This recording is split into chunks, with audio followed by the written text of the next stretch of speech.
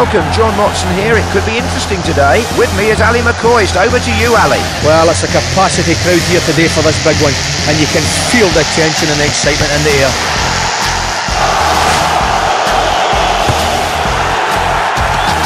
Hello and welcome to FIFA Football 2004. Over the next few minutes, we're going to be giving you a glimpse into why 2004 will be the most authentic football game ever released. How is this? Well, let's start with where we've come from. The focus of last year's FIFA Football 2003 was to perfect the fundamentals of good football for the individual players. With 2004, we've built on this solid foundation, developing it further by concentrating on the essential elements and continuing their evolution. We started with the way the players move and react to the ball. Using a new organic animation engine, we've been able to give the players a realistic and lifelike feel to their movement and responsiveness. The ball itself has been reworked with an all-new model, giving it genuine physics and handling characteristics. Football is of course a team sport, and by using new formation technology, we're able to model the behaviour of 11 individuals playing as one team. Moreover, this allows us to carefully architect the interaction of two teams on the pitch.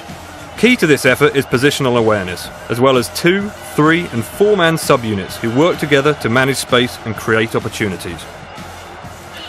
This has been partnered with a player team database producing players with positional wisdom, personality modelling and a host of other new attributes that add up to the world's best player simulation. All of these elements combine to give FIFA Football 2004 unique individual players moving and behaving realistically while collectively working as a team.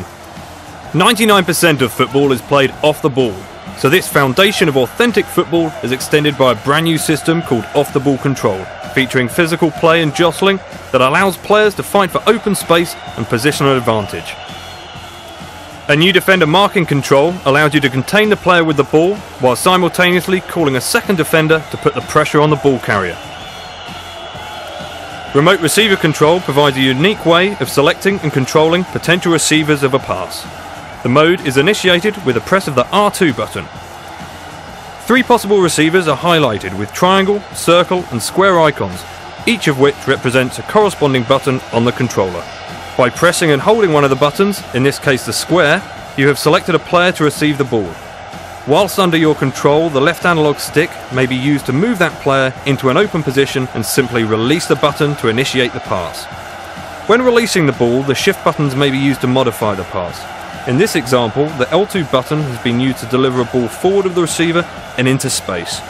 Remote receiver control is also applied to dead ball situations, such as a corner kick.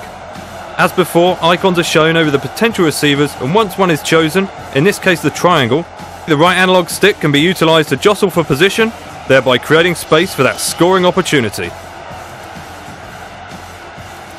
So there you have it. The evolution and development of good, solid football fundamentals through organic animation, improved ball physics, advanced positional logic and in-depth attribute modelling, combined with the innovation of off-the-ball control, making FIFA Football 2004 the most authentic and exciting football simulation in the world.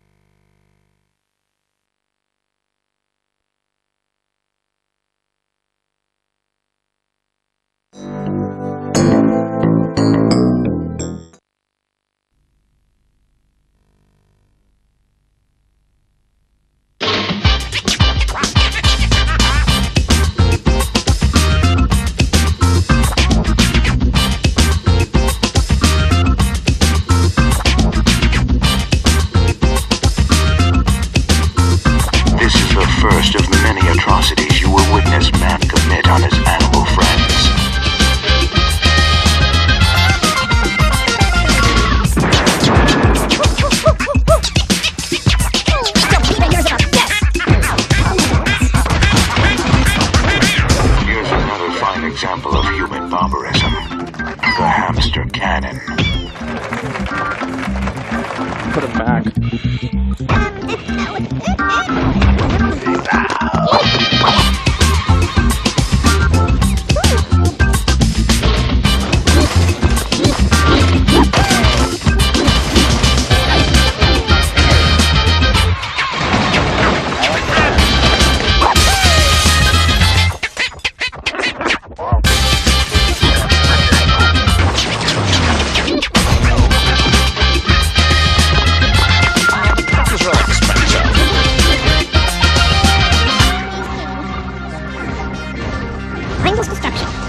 needless, maniacal, frenzied chaos. I'm a hard debater anyway.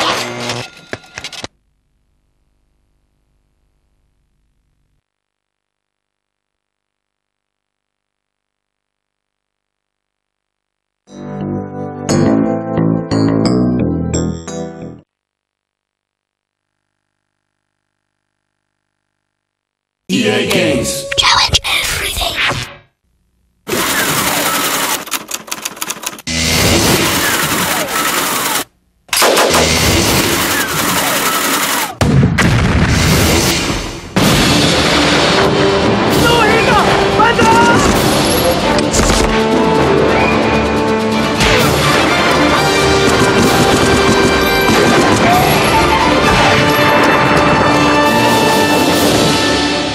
After their extended trip throughout the Pacific Theater, the team's next stop was Arizona, where they were recording sounds of both Japanese and American machine guns.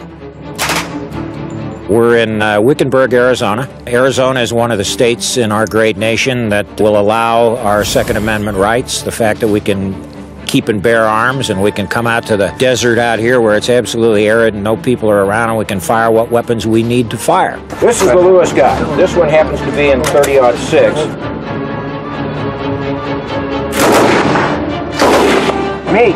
The weapon list is kind of varying based on the suppliers that we have that can provide the weapons for us, but they encompass Allied handguns, rifles, submachine guns, all the way up to a 50mm water-cooled machine gun. And we'll basically spend 2 days out in the desert with the audio team, as well as a guy that works on special effects for us, a couple of character guys, and some animation people. That water-cooled machine gun was the same type used to fend off Japanese Zeros during the attack on Pearl Harbor.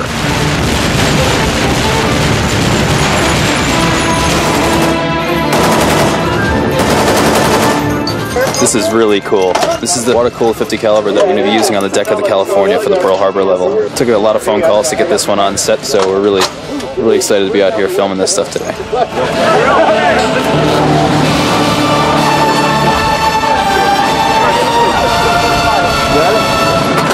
They also brought along 2 Japanese actors and some actual Marines who were dressed in period uniforms. I'm aiming low on the door. Those guys will be the ones firing the weapons, so when the animation team has to go back and choreograph that scene, they can just look at this video footage that we took in Arizona and put it together. And at the same time, the character team will look at all the lights and everything and see how it's reflecting. And the special effects guy will be able to see how the muzzle blast will appear and what the recoil will look like. And the audio team will be able to get an exact representation for how that weapon in particular sounds. This is a U.S. rifle caliber 30 M1. Fires at a muzzle velocity of about 2,800 feet per second. There's a maximum effective range of Supervising the entire operation was military consultant Captain Dale Dye. I spent 21 years in the United States Marine Corps. When I retired from active service, I was a tremendous movie fan, in particular war movies. And what I found was that what I was seeing was not what I experienced. It wasn't the real thing. So I made up my mind that I was going to go to Hollywood and fix that. And so my thought was that just as we do in military training, you immerse the person in the lifestyle of a combat infantryman and then let him bring the truth to the screen. That was my theory. Everyone in Hollywood said, well, that's not necessary. It's called acting, Captain Dye. Captain Dye went on to work with some of the biggest Hollywood directors. With the 50 caliber machine gun. We began to experiment with doing a first-person, really accurate World War II video game. When Steven Spielberg and Tom Hanks and I were in England and Ireland doing Saving Private Ryan. Steven Spielberg is a bit of a video game nut himself. And he brought me down there and he said, listen, we are going to design from the ground up a video game based on real-world World War II experiences.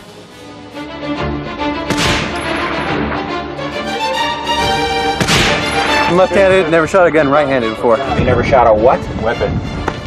Sorry, weapon. Get over there. Just get down on your face. Since the very beginning of the Medal of Honor series, Captain Dye has been taking his team through his infamous boot camp, and this game is no exception. Cut him out. Yell when you go. With every new crew that works on the Medal of Honor franchise, it's been kind of a tradition that they have to run through a bit of what I put actors through. 4, 5, 6, stop. You just say, sir. Sir. And you say it after each count. continue. I want them to understand. I think that's part of building the legacy at Medal of Honor. I want them to suffer a little bit, not even close to what the people they're depicting suffer. But I want them to understand what it is to be a soldier, and then bring that to the game.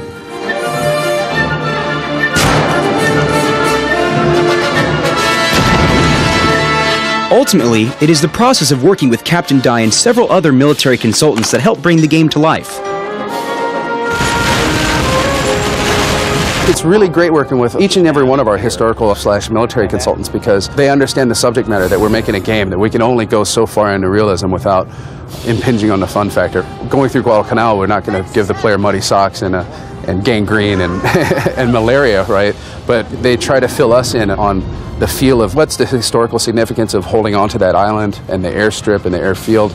And to try and build that into our missions, it really makes a difference because even if 10% of people don't pay attention or even 80%, somebody in there is going to get that. And one of our big things is for both veterans and historical buffs to go, hey, that's exactly spot on. That's right. But still have a fun time playing the game.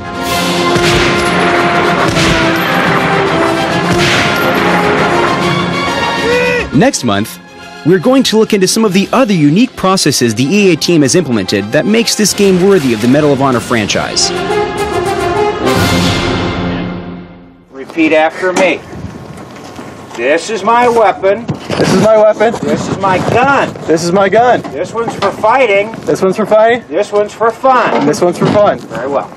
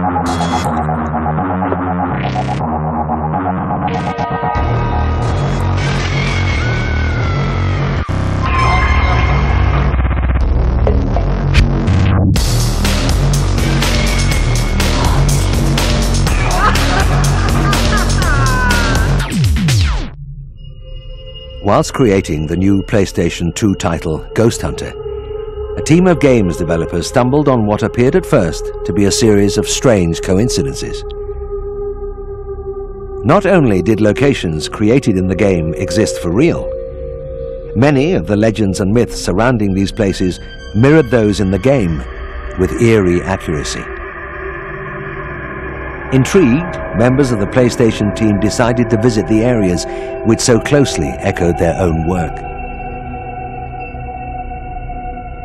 To help them research the histories of these so-called haunted places, 2 experts in the field of the supernatural were enlisted: Kalila Smith, parapsychologist, and Billy Roberts, world-renowned psychic.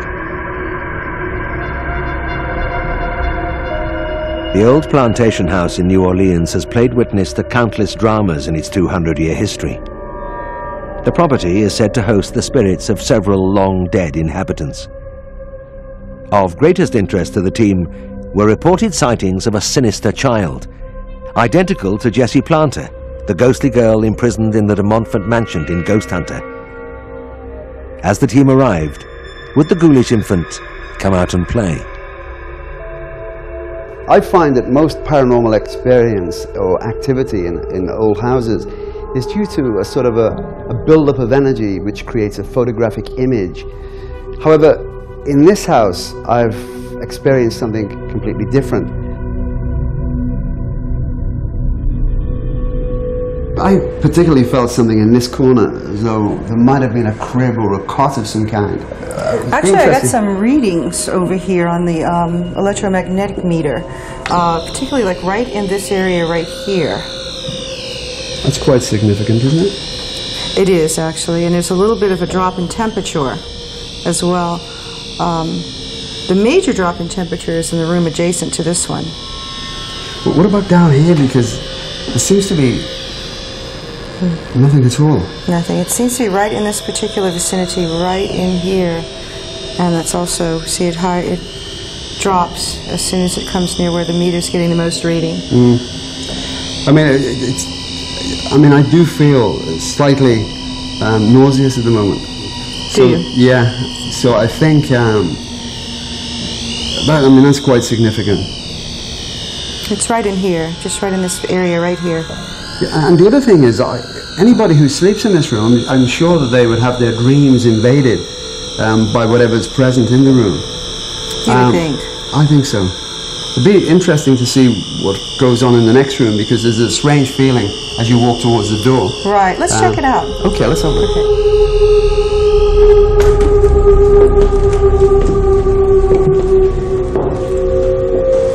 You know what there is in this room? An ectoplasmic mist. When the team began to test for spiritual energy in the main bedroom, everything, including the filming equipment, appeared to be affected by the strange atmosphere. Batteries drained despite being fully charged, and microphones began to fail. You know, she's draining my battery down. Can we just hold up a sec? Billy, is your mic still plugged in? Someone picking it up like the layers. To add to the sense of unease, the team captured an unexplained reflection in the bedroom's large mirror. It's like a spot of light in the mirror that keeps appearing. Oh, is it really? Yeah. Really? Oh, that would be brilliant. It's an orb? Who's that? Yes. Who's this? Even when the power was switched off, the light continued flickering for several minutes before disappearing.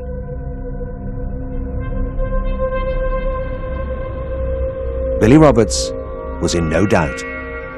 This activity was the work of a ghostly child. She seems to be not malevolent, but sort of mischievous, and I think that she died a very nasty death. Whatever resided in the plantation house, it didn't want a filming crew present. That much was clear. From the outset, cameras failed, and equipment closed down for no reason. The PlayStation team decided to leave the little girl to play in peace.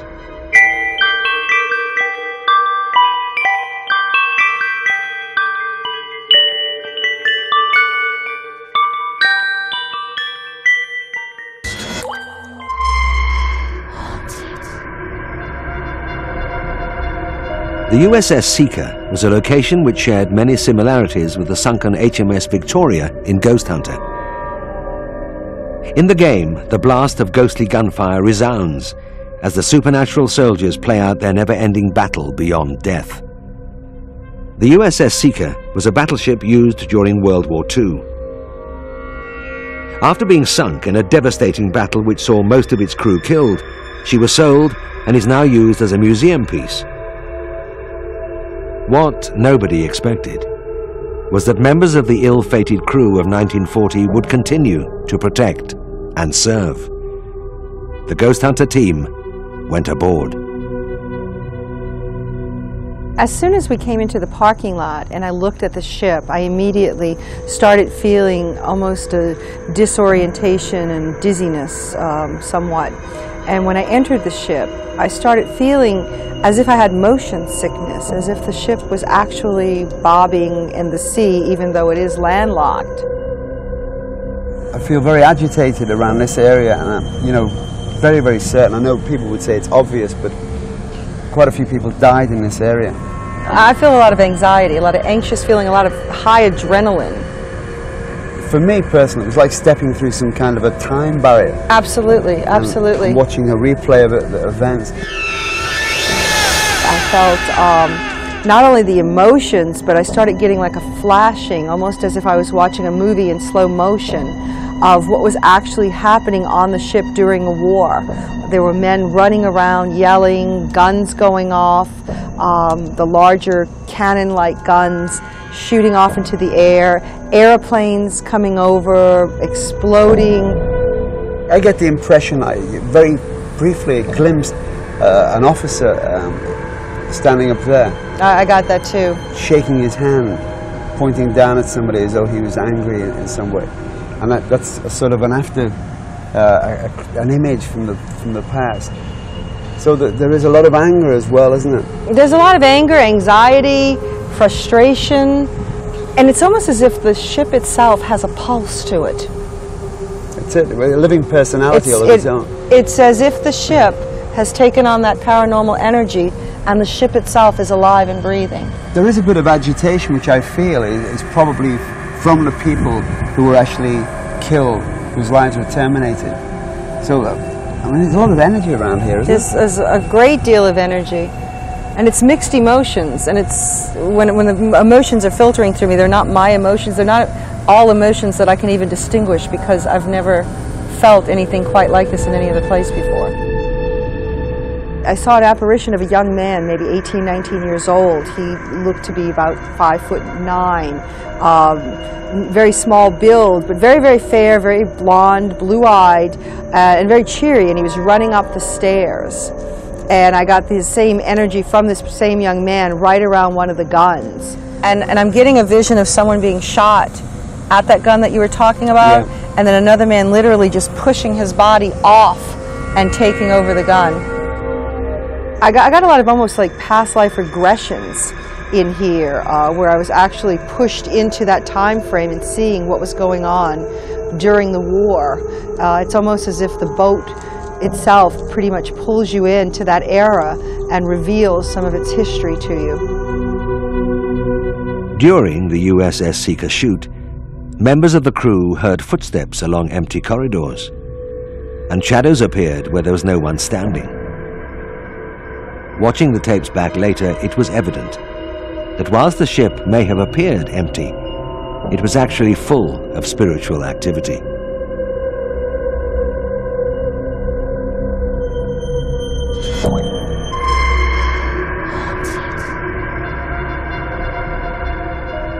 Perilous and isolated, the Oakville swamplands provide one of the creepiest locations in Ghost Hunter. The swamps are terrorized by a deadly phantom, the mutated spirit of rich landowner David de Montfort, fused for eternity with the alligator that tore away his life. Naturally, no real-world destination could be as terrifying as that nightmarish landscape. Or could it? Our team of ghost hunters were about to find out. As soon as the PlayStation filming crew set foot in the Blackland swamp, they all felt uneasy. Along with alligators and snakes, it seemed they weren't alone, and nobody wanted to linger. What are you picking up here? Well, I get the impression there's a lot more buried here than what I can see. There are. Sounds a silly question, but did somebody actually live here as well? Yes, they did. Because there's quite a lot of activity, I think, in a paranormal sense, and it's quite powerful. This was actually a town. This was the town of Frenier. This entire area out here in the swamp. It was a cabbage farming community. German settlers had settled the area. And one of the residents out here was a voodoo woman by the name of Julia Brown. And she was somewhat eccentric. She would sit on her front porch and sing songs, and she would always sing, "When I die, I'm going to take the whole town with me." Now, Julia Brown did eventually pass away, and mourners came from hundreds of miles away to go to this woman's funeral. It was the day that the hurricane of 1915 hit into the Pontchartrain Lake with 100-mile-an-hour winds that swept through the town of Frenier, knocking mourners, the casket, everywhere into the swamp. And then a 30-foot tidal surge literally swallowed up the whole town. Wow. So that's the Army Corps of Engineers came in, and there were no building materials. There was no town left, so they literally had to bury the entire town in a mass grave right here. Wow. Families, children, women.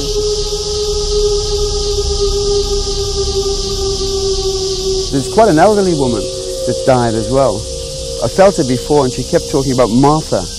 And Martha seems to be, and that's not a German name, I don't think, is it? But she kept talking about Martha, so Martha is connected in some way to this. Martha, yes. Do you understand that? I think that that's possible that the little girl that survived was Martha, because there was two survivors in the town of Frenier. An elderly black man grabbed a little girl and got inside one of the railroad boxcars, and he held on as the winds whipped through, and he held on to that little girl and he saved her. He eventually died.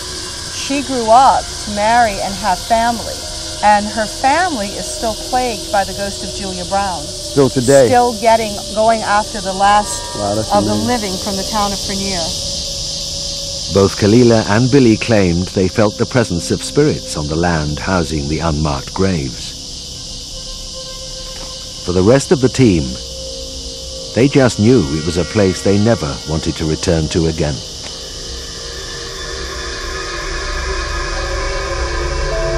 Last of the living from the town of Frenier. At the end of their investigation, the ghost hunting team were still no closer to explaining the similarities between these real haunted places and locations featured in the new PlayStation game. It's a mystery, which continues to this very day.